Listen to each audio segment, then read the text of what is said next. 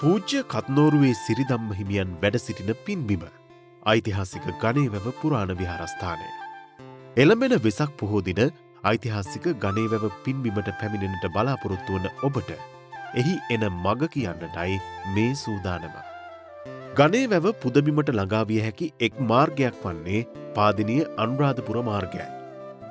පාදිනිය අනුරාධපුර මාර්ගයේ දළදාගමට ආසන්න CBC හන්දියෙන් හැරී කිලෝමීටර් 6ක් පමණ ගිය තැන සියඹලාව හන්දිය මුණ ගැසෙනවා.